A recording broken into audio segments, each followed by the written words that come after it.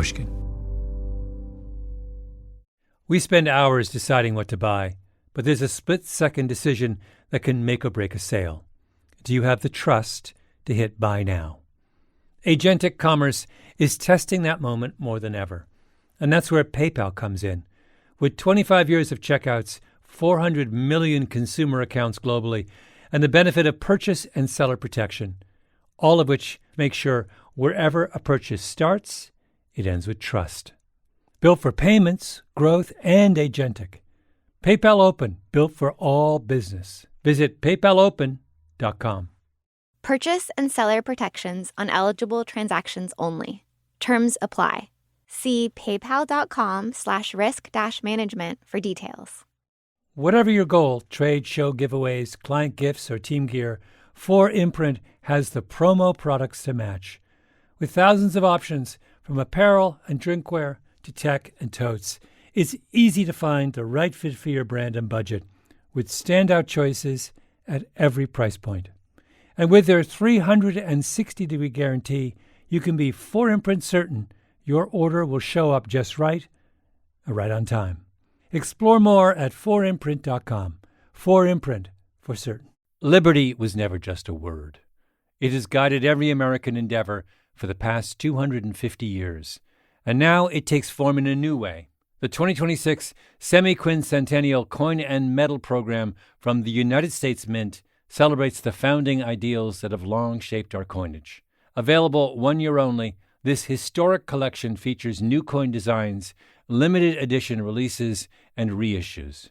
Shop new official coins at usmint.gov/semiq. That's usmint.gov/SEMIQ.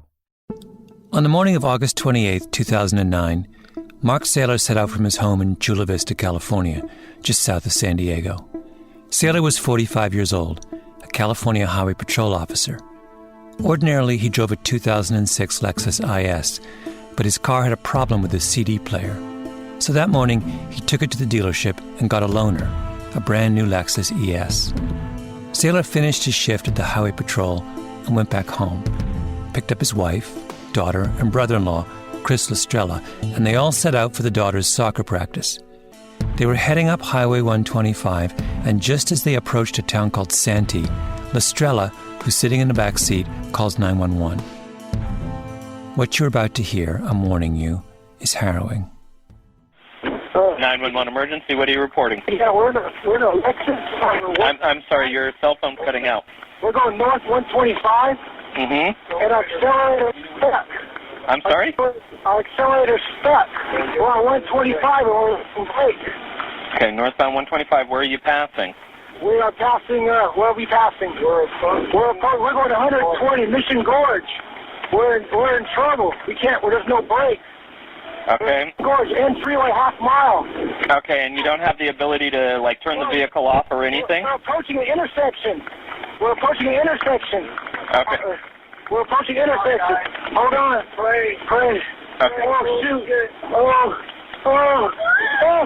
Okay. Hello?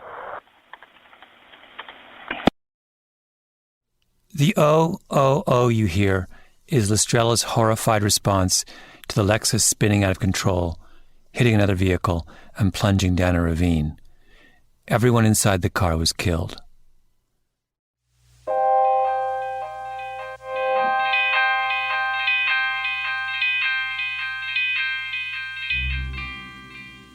The Saylor crash is a heartbreaking story. I hesitated before playing it. But in the end, I concluded that you have to hear it to make sense of what happened next. The tape went viral. It was played on the nightly news, written up in horrified news articles, to the point where a wave of fear swept the country.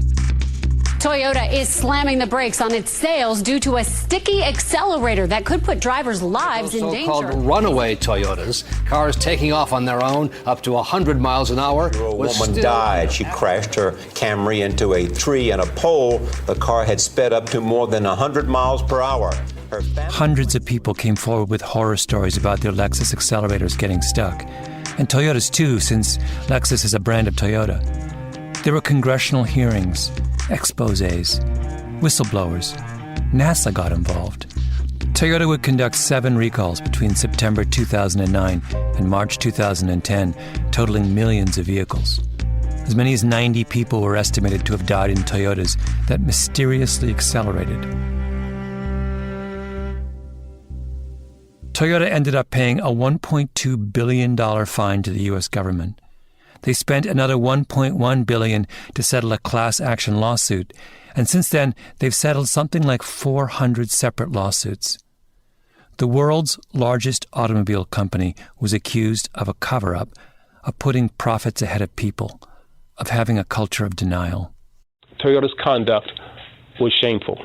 It showed a blatant disregard for systems and laws designed to look after the safety of consumers. That's Eric Holder in March 2014. He was the Attorney General of the United States at the time. It's a pretty remarkable day when the chief law enforcement officer of the land calls out one of the largest companies in the world. My name is Malcolm Gladwell. You're listening to Revisionist History, where every week we go back and examine something forgotten or misunderstood.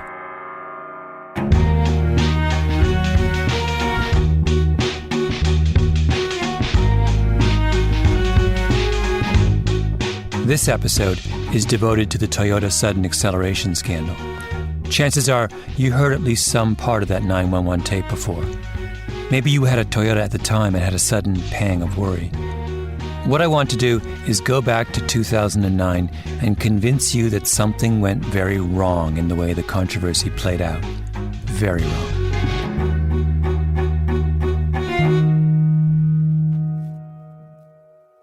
Let's go back for a moment to the person we started with, Mark Saylor, California Highway Patrol officer. He's driving down the highway and he can't stop his car. The accelerator is stuck, his brother-in-law says. After the crash, another person comes forward to the police and says he had driven the same loaner Lexus a few days before and had a similar incident. He'd accelerated to get past a truck, and when he pushed the throttle towards the floor, that's what car guys call the accelerator pedal, the throttle stuck. What he realized is that someone had put one of those big, thick, all-weather rubber floor mats in the car on top of the floor mat that was already there. That second big, thick floor mat wasn't attached to those little hooks that hold floor mats down. It slid around, and so somehow the thick mat got wedged under the throttle. That, everyone decides, is what happened to Saylor. Maybe he tried to turn the car off, but the Lexus has one of those push-button ignitions, and what he may not have realized is that you have to hold that button down for 3 seconds if you're trying to stop the car while it's in motion. Maybe he tried to put the car in neutral, but it's not always obvious how to do that, particularly if you're panicking. They crash.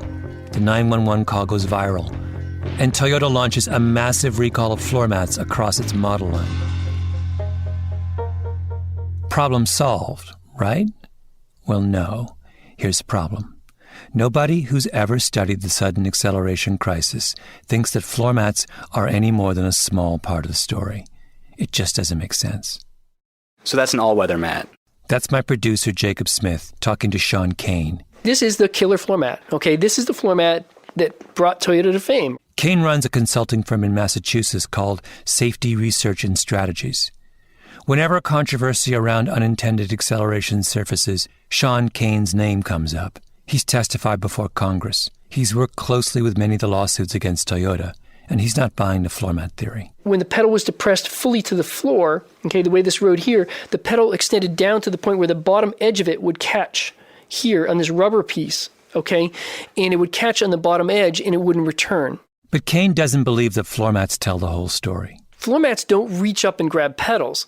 So the way this would have to happen is you'd have to depress your accelerator pedal nearly to the floor, all the way to the floor, to wide open throttle. You'd have to mash that accelerator to the floor and to have that catch. Wide open throttle is another term for flooring it.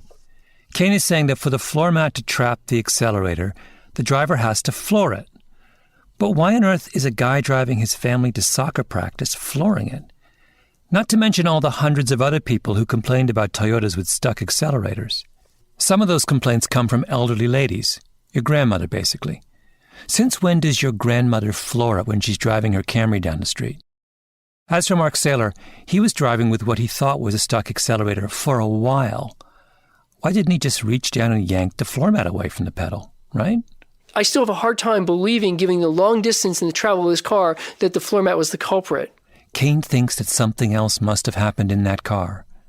And by the way, the Toyota sudden acceleration crisis ended up involving hundreds of cases, and in the overwhelming number of those cases, the car didn't even have an oversized, thick plastic floor mat. The cars had normal floor mats. Something else must have been happening, and a number of people believe that something has to do with software. That there is and was something wrong with the software that governs the throttle in Toyotas. In today's cars now, we're looking at code that can be up to 100 million lines of code. The F-35 Joint Strike Fighter is running about 7 million lines of code. A luxury car today can run 100 million lines of code. You got a $500 million aircraft, you got a $50,000 car, and the complexity level of the $50,000 car is exponentially greater. Do you think that car is now going to be defect-free and software clear? Not likely. This is the argument that Kane has made in lawsuits against Toyota. The cars contain a bug in the lines of computer code that control how the car starts and stops, speeds up, and slows down. The LA Times also pursued this question, resulting in one of the most prestigious investigative reporting awards in the country, the Loeb, for its work. If the LA Times and Sean Kane are right, then that's terrifying, because what it means is that what happened to Mark Saylor could happen to you.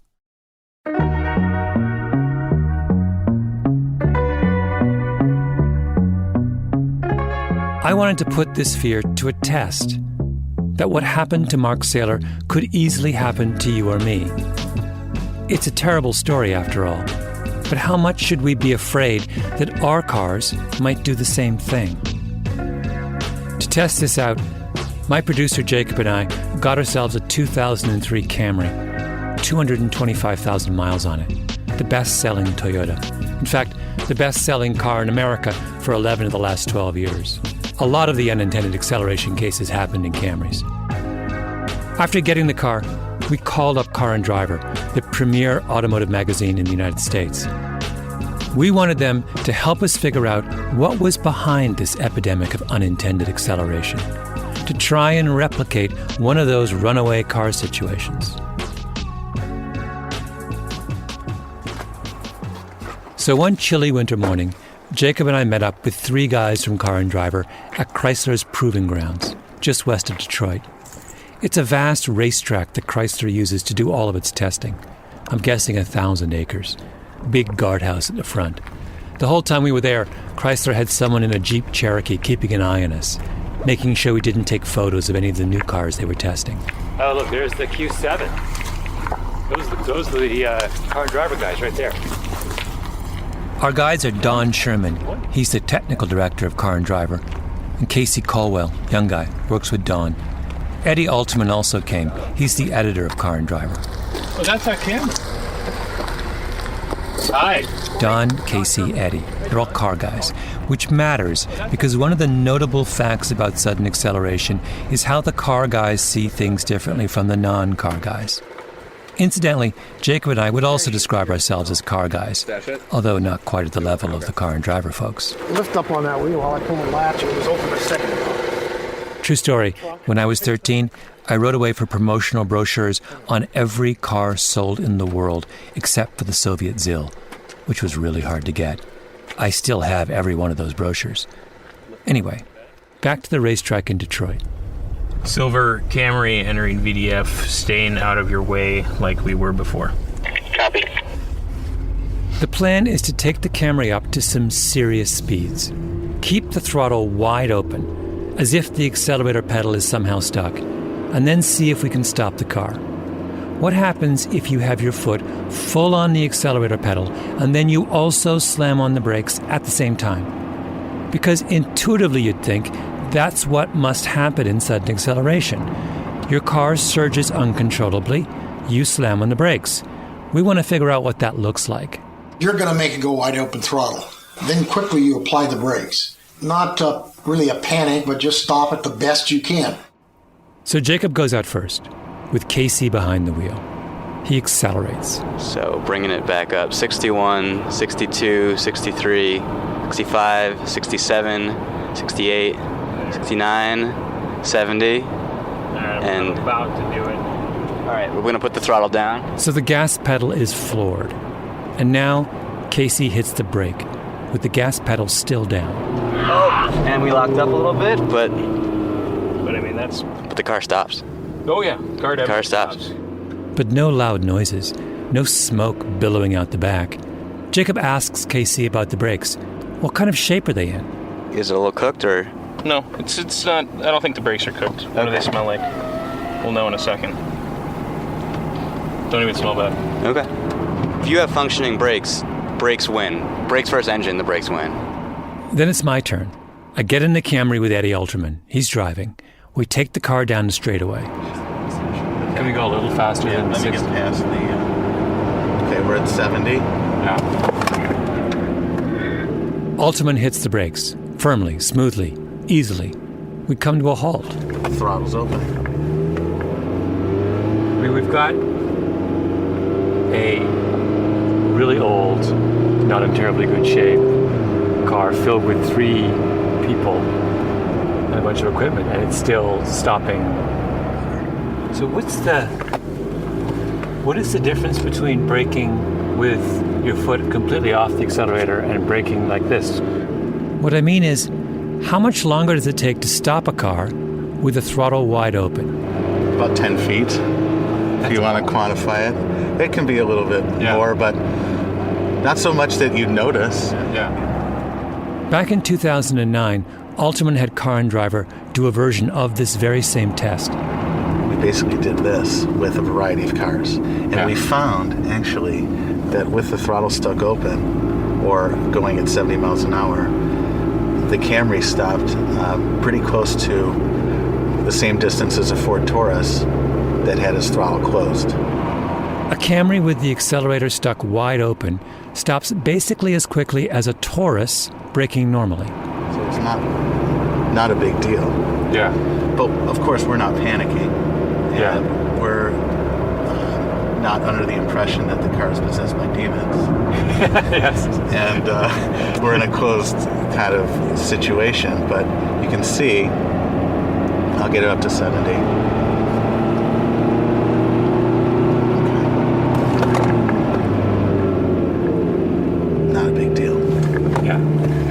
It's the most undramatic. You want to try it? I would love to try it. Yeah. We were out on the testing ground for 2 hours. We tried every trick in the book. The car stopped. We loaded up the Camry with 3 adults and a ton of equipment.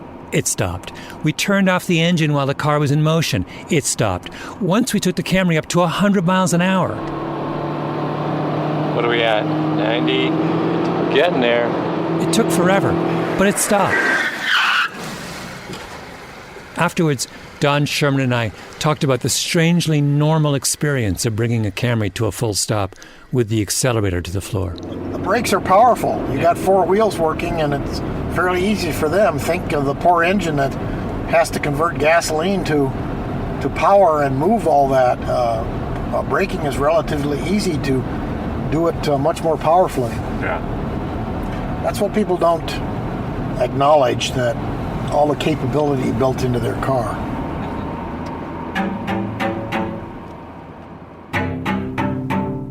When Car and Driver did their version of this experiment right after the Sailor crash, they went so far as to do a full throttle braking test on a Roush Stage 3 Mustang.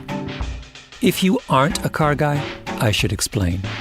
Roush is an independent company that takes sports cars and basically puts them on steroids. The engine of the Stage 3 Roush has 540 horsepower. That's 2 to 3 times more powerful than the typical car on the road. A monster. A Roush would take a Camry and chop it into little tiny pieces. So Car and Driver take the Roush Mustang up to 100 miles an hour, keep their foot on the accelerator. At the same time, they slam on the brakes. And what happens? The car stops. Now, it takes a good 900 feet to come to a full stop. There's all kinds of huffing and puffing, but it stops. Brakes go up against one of the most powerful engines on the road, and the brakes win. I think you can now understand how crucial this point is. Toyota gets embroiled in a massive controversy. They pay billions of dollars in fines. They face allegations of a cover-up, all because their cars are supposed to be suddenly and mysteriously accelerating. But if your car is suddenly and mysteriously accelerating, all you have to do is step on the brakes, because brakes beat engines. So why couldn't Mark Saylor stop his Lexus that day as he sped down Highway 125? I know it sounds ridiculous and tragic, but it's the only logical explanation. Because he never put his foot on the brake. Maybe the most important person in this whole story is a man named Dick Schmidt. Sadly, Schmidt died last fall, which is a real loss because Schmidt was a really remarkable man. As a kid, he was a champion gymnast, later a champion sailor, a sub-3-hour marathoner. He owned 5 Porsches. He raced cars, a car guy. He was also a professor at UCLA who becomes an important figure in what's called human performance research. Human performance research asks, how do people move and act and interact with the physical world?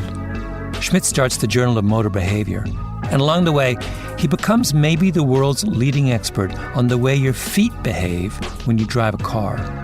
I talked to Schmidt about a year before he died. He was in a wheelchair by that point. He had a neurological disease, and you'll hear a little bit of his illness in his speech. I'm going to have to repeat what he says because it's really important, and I want to make sure you understand it.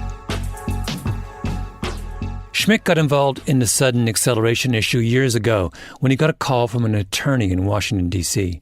It was a case involving a taxi driver who picked up some people outside a hotel. Next thing he knows, he's running full throttle down the parkway, down the driveway. What Schmidt's saying is, next thing you know, he's running full throttle down the street.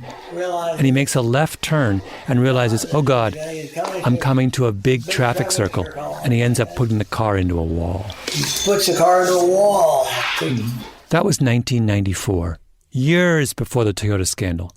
But it's exactly the same scenario. A car takes off mysteriously. The driver can't stop it.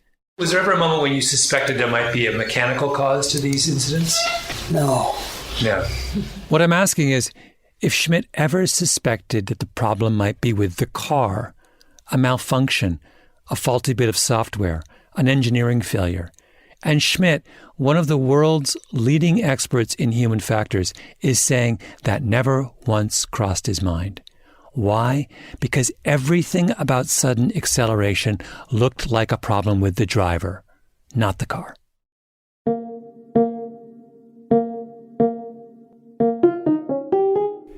He starts to look at other cases and discovers that there are some pretty clear patterns. But those patterns don't involve a particular make or model of car. Nothing that could make you say, oh, there's something wrong with that kind of car. Every car maker gets hit with complaints of sudden acceleration. When there's a high-profile case like the Saylor crash, people get focused on one brand, like Toyota, but that's just the effect of publicity. It happens to everyone. The patterns involve the kinds of people who have sudden acceleration incidents and the kinds of circumstances that lead to sudden acceleration incidents. The drivers tend to be older. They tend to be shorter. They tend to be people, and this is really important, they tend to be people who are driving an unfamiliar car. So, for instance, parking lot attendants. And the vast majority of these incidents happen right after someone gets into a car for the first time, or when they're parking or driving at very low speeds. Now, you have to make sense of these patterns. You could argue, against all reason, but you could argue that cars just get really upset and misbehave when they're being driven by parking lot attendants. But that's ridiculous. The patterns Schmidt found mean it's not the car. What Schmidt concludes is that people are getting into strange cars, and maybe because those people are too short and didn't adjust the seat properly, they were a little further away from the pedal than usual. Or maybe they're trying to park, and because they're doing the stopping and starting of getting in and out of a parking space, they get thrown just a little out of their comfort zone. They start making stabbing motions with their right foot, like someone groping in the dark. The term Dick Schmidt uses to describe this is impulse variability. Your brain requests a very specific action, but your body fails to deliver exactly what it's told to do. You mean to say that even when producing a very familiar physical movement, there is variability in how I move my limbs and the force with which I use my limbs? Yeah. So a baseball player swinging a bat at a fastball may feel like he's reproducing his swing every time, but he's not. That's why even the greatest golfers in the world sometimes hit the ball in the rough, or the best basketball players in the world miss a free throw. I don't think the driver's confused. If you ask him which is the brake pedal, which is the accelerator pedal, he knows. Mm-hmm. But he just gets... Schmidt says, I don't think the driver's confused. If you ask him which is the brake pedal and which is the accelerator pedal, he knows. But he gets in this state where he feels like he's acting normally, and he's not. In other words, somewhere between intention and action, there's a garble, a glitch. And what happens? The driver puts his foot on the accelerator, thinking it's the brake. He wants to stop the car, but in fact, he's speeding it up. Liberty was never just a word. It has guided every American endeavor for the past 250 years. And now it takes form in a new way. The 2026 Semi-Quincentennial Coin and Medal Program from the United States Mint celebrates the founding ideals that have long shaped our coinage. Available 1 year only, this historic collection features new coin designs, limited edition releases, and reissues. Shop new official coins at usmint.gov/semiq. That's usmint.gov/SEMIQ. Whether you're planning a big event, launching a new campaign, or just stocking up on team gear, finding the right promotional products makes all the difference. That's why so many brands turn to 4imprint. They offer thousands of options, from on-trend apparel and premium drinkware to tech, totes, and giveaways, so you'll find the right fit for any audience, purpose, or budget. You can customize it all: your logo, your message, your look, and many items come with no setup charge to help you save. And if you're really watching the bottom line, you'll find standout choices at every price point, so you can make a real impact while staying on budget. Plus, you'll get expert help, fast turnaround times, and their 360-degree guarantee, so you can be 4imprint certain your order will arrive on time and look exactly right. Whatever your goal, 4imprint makes it easy to find your perfect promo match. Explore the possibilities today at 4imprint.com. 4imprint, for certain. We spend hours researching products online and deciding what to buy, but there's a split-second decision that can make or break a sale. Do you have the trust to hit the Buy Now button? The way we discover and compare things is evolving, happening faster and influenced by new forms of intelligent advice. But the underlying trust question doesn't go away. If anything, it's more important than ever. That's where PayPal comes in. For more than 25 years, they've been a trusted way to pay. And now PayPal can make the agentic era of commerce work for merchants, letting them maintain control of their brand, their customer relationships, so even as the way we shop changes, the moment that matters most still feels familiar and deeply dependable. Built for payments, growth, and agentic. PayPal Open, built for all business. Visit paypalopen.com to get started. Purchase and seller protections on eligible transactions only. Terms apply. See paypal.com/risk-management for details.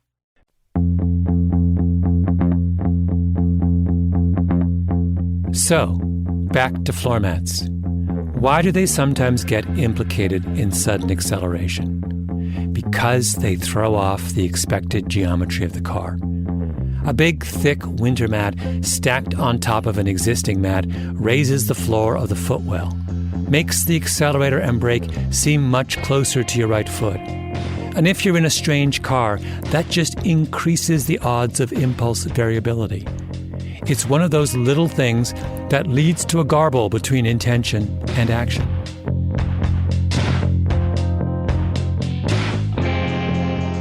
Once you understand Dick Schmidt, you realize there are all kinds of scenarios that could explain what happened to Mark Saylor. Let me give you one. He's driving down the highway with the cruise control on.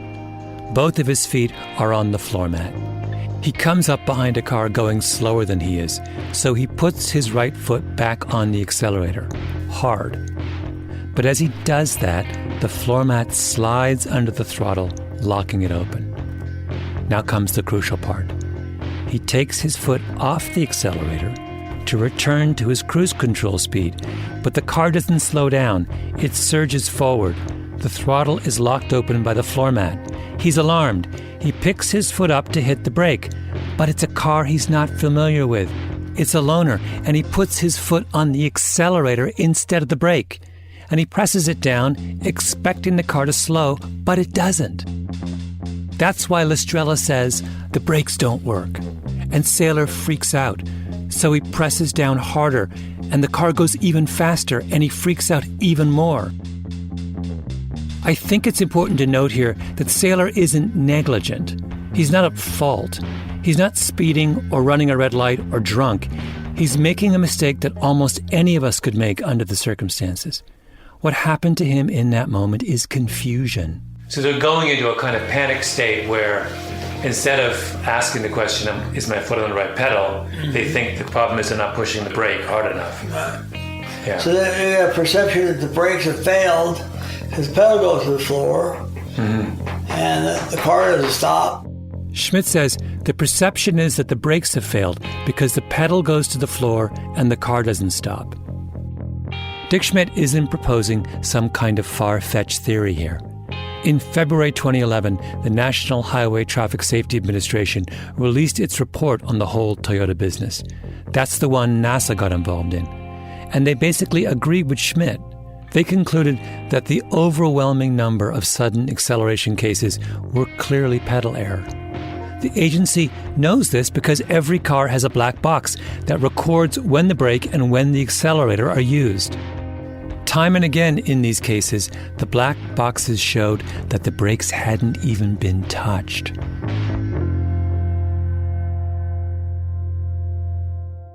So here's my question. Why is it so hard for people to accept the fact that there is a really simple, straightforward explanation for what happened in the sudden acceleration cases? Because it was hard. Right after the Saylor case, the Secretary of Transportation, Ray LaHood, went before Congress and said, "My advice is, if anybody owns one of these vehicles, stop driving it, take it to the Toyota dealer, because they believe they have the fix for it." Do you realize how insane that is? This is the guy in charge of American auto safety, and he is completely deluded about the cause of the problem. He wants to blame the car. Some reporters do exactly the same thing. They have said there's absolutely no electronic problem in these cars, again and again. What we've established with this type of In February of 2010, Brian Ross at ABC News does a story on a runaway Avalon. It's about how the software in Toyotas causes them to accelerate uncontrollably. Oh, just like that, huh? But of course, all you have to do if a Toyota accelerates uncontrollably is use the brakes. So ABC rigs up an Avalon and essentially stages an episode of unintended acceleration. The brakes don't work. The brakes give out. Gee. The fakery was later uncovered by the website Jalopnik. Here's the editor of Jalopnik, Patrick George. They got a university professor to cut 3 wires within the electronic throttle control system, then connected 2 of the wires to each other in a specific pattern and with a specific resistor to create a link between 2 final wires with a switch in between so that he could control it. In other words, this car was rigged. It was rigged in a way that you would never produce these results in real life. At the same time, they fake a video. Or if you ask ABC, they make an editing error that makes it look like the car's engine is revving dramatically. In fact, the car's in park. In the video, you can actually see that the brake light is on the whole time. They go to all of this trouble of splicing wires and revving engines, all that because they're trying to avoid the simplest and most plausible explanation, which is people are hitting the wrong pedal. Crazy. It gets worse. At the height of the Toyota controversy, Consumer Reports releases a video telling drivers what to do in the case of unintended acceleration. So this is one of the most trusted and reputable brands in the United States. Millions of people look to Consumer Reports for objective advice. Here's what their head of automotive testing, Jake Fisher, has to say. A car accelerating out of control is a very serious and scary situation for anyone. A gas pedal could get stuck because of a malfunction, because of a broken throttle return spring, or even a jammed floor mat. Fortunately, if you remain calm and follow a few steps, you can easily avoid tragedy. Wait, stop right there. He lists a series of reasons why a car might accelerate out of control, and he neglects to mention the number one cause, which is that a driver has his foot on the wrong pedal. Okay, on to the next problem. Here at our track, we're going to demonstrate to you what you should do, and more importantly, what you shouldn't do if you're ever in this unfortunate situation. If you find that your car is accelerating hard, even after you've taken your foot off the gas pedal, your first instinct is probably the right one. Step 1, put your foot on the brake firmly and don't lift off. It's extremely important not to lift your foot off the brake. Wait. This is even crazier than an ABC reporter faking a killer Toyota Avalon. Fisher says it's extremely important not to lift your foot off the brake. No. The whole problem of unintended acceleration is caused by the fact that people mistakenly think they have their foot firmly on the brake when they don't. He needs to say the exact opposite. He needs to say it is extremely important to lift your foot off whatever pedal it is on, because chances are you are mistakenly pressing the accelerator. Now place it back on the brake firmly. This isn't advice. This is malpractice.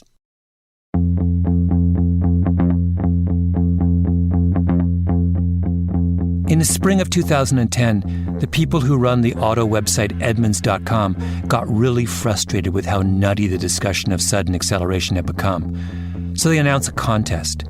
If anyone could prove that the car was the culprit in sudden acceleration, that is, an explanation different from someone hitting the wrong pedal or a floor mat trapping a throttle, Edmunds would pay them $1 million. $1 million. They put together a panel of experts, engineering professors, car industry veterans. And who came forward to win? I asked Dan Edmunds, who heads up the site's vehicle testing.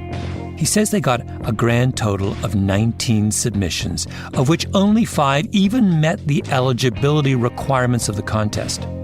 And of those 5, 1 talks about pedal error, 1 talks about floor mats again, and the rest, he says, are just nonsense. So they can't award the prize. The $1 million is still sitting there. While you had this contest, there are numerous lawsuits filed against Toyota alleging, among other things, flaws in the software controlling the electronic throttle. You didn't hear from any of those plaintiff lawyers? No, we didn't hear from anybody of that sort. I think because of the nature of litigation, I mean, this is me speculating, they probably wanted to focus on that. Maybe $1 million wasn't enough to attract their attention. Remember Sean Kane, Mr. Sudden Acceleration, the guy with the software coding gone awry theory? Not even he wants the $1 million. It was nothing more than a media circus, and it was ridiculous. A media circus? Kane doesn't want to try and win $1 million because it's a media circus? I'll tell you what a media circus was. The entire Toyota sudden acceleration scandal, because people like Sean Kane insisted that some elaborate electronic cover-up stood behind it. Because people like Sean Kane couldn't admit that this was just overwhelmingly a matter of human error. I've used the phrase car guys in this episode a few times. Dick Schmidt was a car guy. The 3 people from Car and Driver are car guys. And what's interesting about the car guys is that none of them doubted ever that this is a problem caused by drivers. Because they understand what a car is. It's a complicated mechanical object that requires attention and skill to be operated safely. And non-car people have lost sight of that fact. Here is Eddie Alterman of Car and Driver one more time. I think there is that really, really depressing sense of exasperation about how customers expect the car to take care of them and how the average driver just expects the car to be completely flawless and to save their lives under any circumstances.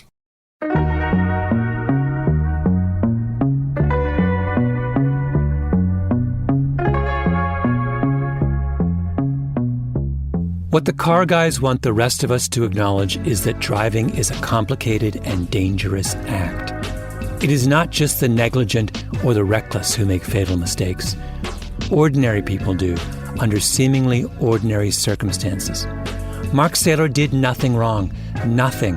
What happened to him could have happened to any of us and will happen again unless we can finally have an honest conversation about what a car is and what it isn't and what the responsibility of a driver is when things go awry. Cars do not have minds of their own. A car just does what the driver tells it to do. All right, so here we are. We're in our, what is this 2003 Camry? Is it 2003 or 2004? For 22,000 miles on it. Okay, I'm up to 55 miles an hour. Get ready.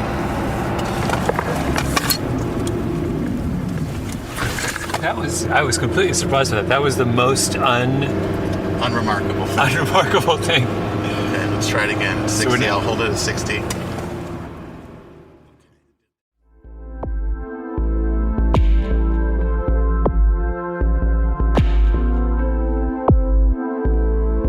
You've been listening to Revisionist History.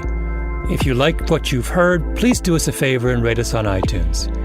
You can get more information about this and other episodes at revisionisthistory.com or on your favorite podcast app. Our show is produced by Mia Lobel, Roxanne Scott, and Jacob Smith. Our editor is Julia Barton. Music is composed by Luis Guerra and Taka Yasuzawa. Flawn Williams is our engineer. Our fact-checker is Michelle Soraka. Special thanks to Eddie Altman, Don Sherman, and Casey Caldwell at Car and Driver for helping us to find and buy a 2003 Camry and taking a day off to host us.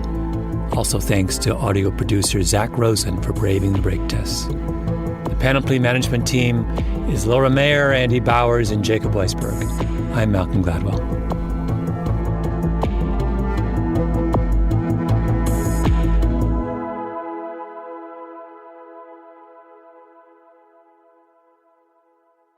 We spend hours deciding what to buy, but there's a split-second decision that can make or break a sale. Do you have the trust to hit buy now? Agentic commerce is testing that moment more than ever, and that's where PayPal comes in. With 25 years of checkouts, 400 million consumer accounts globally, and the benefit of purchase and seller protection, all of which make sure wherever a purchase starts, it ends with trust. Built for payments, growth, and agentic. PayPal Open, built for all business. Visit paypalopen.com. Purchase and seller protections on eligible transactions only. Terms apply. See paypal.com/risk-management for details. Whatever your goal, trade, show giveaways, client gifts, or team gear, 4imprint has the promo products to match. With thousands of options, from apparel and drinkware to tech and totes, it's easy to find the right fit for your brand and budget, with standout choices at every price point. And with their 360-degree guarantee, you can be 4imprint certain your order will show up just right on time. Explore more at 4imprint.com. 4imprint, for certain. Liberty was never just a word. It has guided every American endeavor for the past 250 years. And now it takes form in a new way. The 2026 Semi-Quincentennial Coin and Medal Program from the United States Mint celebrates the founding ideals that have long shaped our coinage. Available 1 year only, this historic collection features new coin designs, limited edition releases, and reissues. Shop new official coins at usmint.gov/semiq. That's usmint.gov/SEMIQ.